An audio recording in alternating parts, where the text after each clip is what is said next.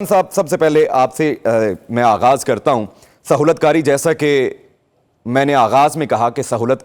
کاروں کا جو بھی انجام ہوتا ہے وہ ایٹ دی اینڈ بہت برا ہوتا ہے۔ اب ہم دیکھ رہے ہیں کہ بڑے بڑے عہدوں پر براجمان رہنے والے اور بڑے بڑے نام رکھنے والے جب وہ اس وقت میں ہوتے تھے تو واقعی ان کا طوطی بولتا تھا، آج وہ عبرت کا نشان بنتے جا رہے ہیں۔ دیکھیے 53 کے قریب افراد جو ہیں وہ مختلف عہدوں اور مختلف محکموں سے متعلق ہیں، ان کو گرفتار کیا گیا ہوا ہے، اور جیسے جیسے ضرورت پڑتی جائے گی ان کے نام جو ہیں وہ ان کو جاری کیا جاتا رہے گا۔ جیسے آج 3 جو ہیں ریٹائر لوگوں کے نام جاری کیے گئے، اور وہ تینوں جو تھے وہ رائٹ ہینڈ اور لیفٹ ہینڈ تھے، اور ابھی بھی تھے ادارے کے اندر، جب جاب میں تھے تب بھی اور اب بھی، اور یہ ان کے اوپر جو ہے وہ پہنچایا گیا، ان کے ذریعے پیغامات پہنچائے جاتے تھے پی ٹی آئی کی قیادت کو، جو لایا عمل اختیار کیا جاتا تھا اس کے حوالے سے۔ مال روڈ پنڈی سے جب فیض حمید صاحب کو گرفتار کیا گیا ہے، اور موسٹ پروبیبلی 8 اگست کو کیا گیا ہے، تو اس وقت انہوں نے کچھ حاضر سروس لوگوں سے بھی فون پہ بات کی، مطلب اطلاع یہ ہے کہ وہ بھی دھر لیے گئے ہیں جو حاضر سروس تھے، جن کو انہوں نے فون کے اوپر انفارم کیا یا ان سے پوچھنا چاہا کہ یہ کیا ہے۔ تو یوں آپ اندازہ کریں کہ معافی اب اس سیٹ اپ کے لیے یا اس انفراسٹرکچر کے لیے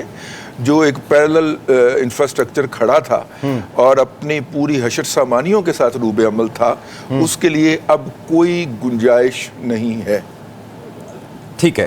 انور رضا صاحب، سر آج اڈیالہ جیل کے جو سپرنٹینڈنٹ تھے ان کے بارے میں بھی الزام لگ گئے ہیں کہ وہ سہولت کاری کرتے ہوئے جو ہیں وہ پکڑے گئے ہیں، تو آپ کیا سمجھتے ہیں؟ جیسا کہ سہولت کاری ہر محکمے میں اور سابقہ جو گورنمنٹ تھی تحریک انصاف کی اسی کی سہولت کاری ہے، تو اب یہ حالات کس طرف جا رہے ہیں؟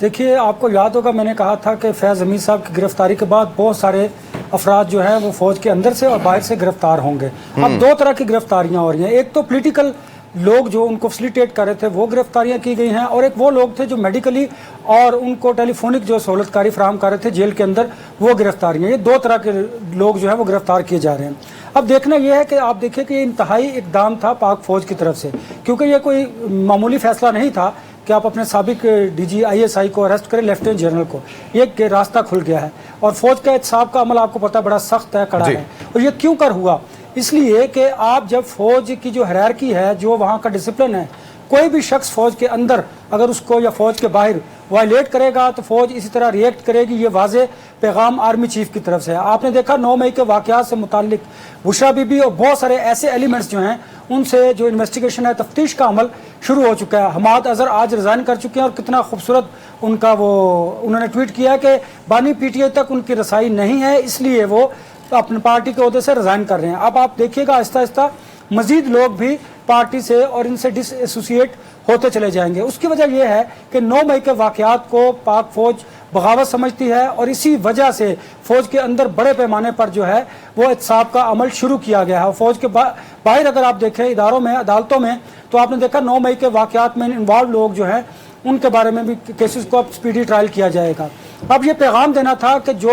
پاک فوج کو کمزور کرنے کی، اداروں کو کمزور کرنے کی کوشش کرے گا، اس کا تعلق اگر پاک فوج میں حاضر سروس لوگوں سے ہے یا ریٹائرڈ لوگوں سے ہے، ان سے آئینی ہاتھوں سے نمٹا جائے گا۔ اور باہر سے بھی آپ نے واضح پیغام دیکھا کہ جو سیاسی پولیٹیکل لوگ ہیں ان کے لیے بھی سخت رد عمل دیکھنے میں آ رہا ہے۔ لہٰذا اس پیغام کو اب سیاسی لوگوں نے دیکھنا ہوگا، سوچنا ہوگا۔ اس سے بہت سارے لوگ خوش بھی ہیں، اور بہت سارے لوگ جو اس وقت زیر عتاب ہیں وہ تو ہیں ہی ہیں، لیکن جو خوش ہیں انہیں بھی یہ سوچنا ہوگا کہ وہ بھی ماضی میں کچھ نہ کچھ ضرور کرتے چلے آئیں گے۔ میں آپ کو ایک بات بتاؤں، اب یہ میسو قسم کا سیاسی آپریشن ہوگا، اس کے بعد پھر آپ نیشنل ڈائیلاگ کی طرف جائیں گے اور دیکھیں گے۔ آپ دیکھیے گا کہ وہ تمام پولیٹیکل پارٹیز میں جو اس طرح کے لوگ ہیں ان کے خلاف یہ آپریشن کیا جائے گا، اور اس کے بعد نیشنل ڈائیلاگ ہوگا، ملک کو وسیع تر ملک کے مفاد میں اور ملک کو معاشی طور پر استحکام فراہم کرنے کے لیے یہ نیشنل ڈائیلاگ کیا جائے گا، جس میں تمام پولیٹیکل پارٹیز کے جو ہیڈز ہوں گے وہ اس میں شامل ہوں گے۔ ٹھیک ہے، ایک مصرع ہے کہ چراغ سب کے بجھیں گے، ہوا کسی کی نہیں۔ اب رشید صاحب یہ چراغ سب کے بجھیں گے، ٹھیک ہے، پولیٹیکل پارٹیز کے لیے جی جی جی جی، اوکے ڈن۔